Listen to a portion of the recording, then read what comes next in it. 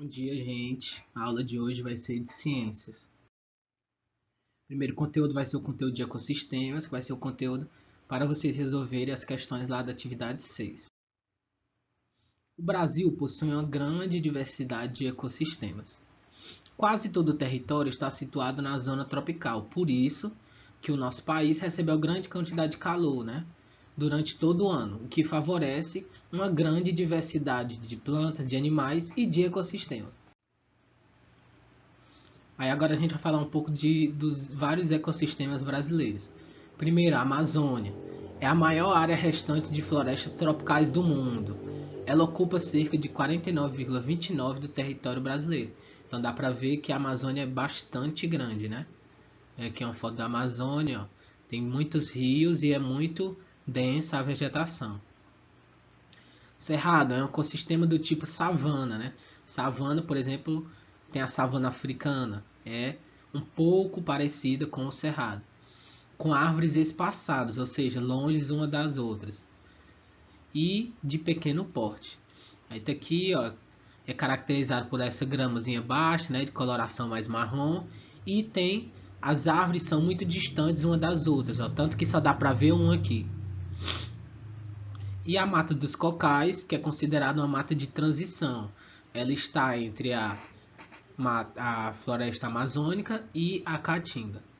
Aí aqui, ó, mata dos cocais tem muitos coqueiros, né? Então, é caracterizado por isso. Continuando, a Mata Atlântica. As plantas características desse ecossistema são os ipês, pau-brasil, jequitibás e palmeiras.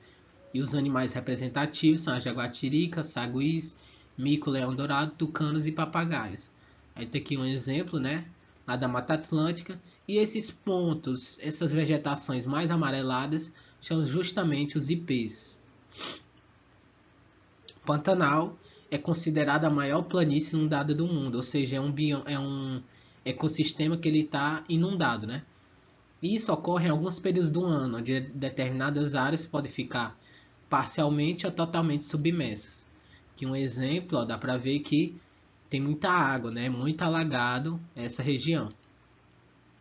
E a Mata das Araucárias, que apresenta de forma bem definida as diferentes estações do ano, né? Inverno, verão, outono e esqueci a outra. E os verões são quentes, os invernos são frios, né? Aí a Mata das Araucárias tem, obviamente, as araucárias, ó, que são essas espécies de plantas aqui. E o manguezal, que é considerado um ambiente rico em biodiversidade, ou seja, tem uma grande quantidade de animais e de plantas.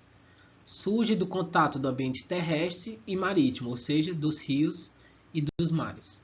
Aí aqui, né, aquele ambiente que tem os mangues, né, que vocês já viram, que as raízes dos mangues ó, ficam para fora da lama, né? E é basicamente isso. E por fim a caatinga. A vegetação da caatinga é formada por plantas adaptadas ao clima seco, né?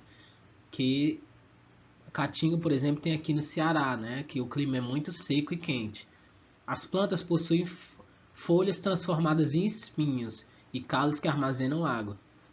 Uma planta marcante desse ecossistema são justamente os cactos, né? Os cactos que a gente vê bastante. É um bioma típico do sertão nordestino, onde o Ceará está inserido. Aí eu criei um exemplo, né, que os cactos. E agora vamos para o próximo conteúdo.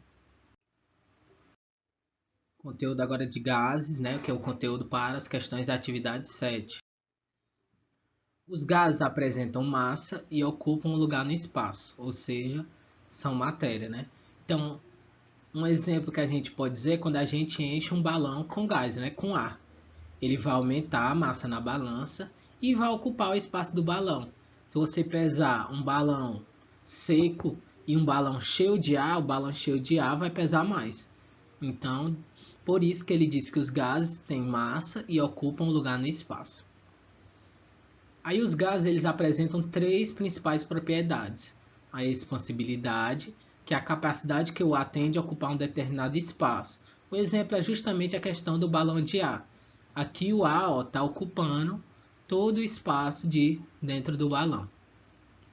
a compressibilidade, que é a capacidade que o ar tem de ser comprimido, ou seja, de ele diminuir o volume dele. Um exemplo é uma seringa com ar. Aqui, ó, dentro dessa seringa tem ar aqui dentro. Aí quando a gente tapa esse lado de cá e empurra esse embolo, e esse ar ele vai ser comprimido, ou seja, ele vai diminuir o seu volume. Então, essa propriedade é de compressibilidade. E por fim, a elasticidade, que é a capacidade que o ar tem de voltar ao seu estado normal. É a mesma coisa, o ar em uma seringa, né? O mesmo exemplo. Quando a gente está nesse estado aqui, ó, que ele está bem comprimido, né? E solta, isso aqui vai voltando para o estado normal e o ar vai ficando também no seu estado normal. Agora vamos para o próximo conteúdo. Conteúdo é de pressão atmosférica, conteúdo para as questões lá da atividade 8. A atmosfera, como a gente já viu, é a camada de ar que envolve a Terra. Então, essa camada que está em torno da Terra de ar é chamada de atmosfera. E a pressão atmosférica é a pressão do ar sobre os materiais, ou seja, é como se fosse o peso que o ar ele atua, né, em todas as coisas que estão na Terra. Então isso é chamado de pressão atmosférica. E para a gente medir a pressão atmosférica é utilizado um instrumento chamado de barômetro, que já já eu mostro, daqui é uma foto dele, né? Esse aqui é um barômetro, ele vai medir a pressão atmosférica. E a pressão atmosférica ela varia conforme a altitude. Quanto maior a altitude, menor vai ser a pressão atmosférica. E quanto menor a altitude, maior vai ser a pressão atmosférica. Aqui, ó, a altitude maior vai ter uma pressão atmosférica menor, enquanto uma altitude menor vai ter uma pressão atmosférica maior. E é isso, muito obrigado pela atenção e até a próxima aula.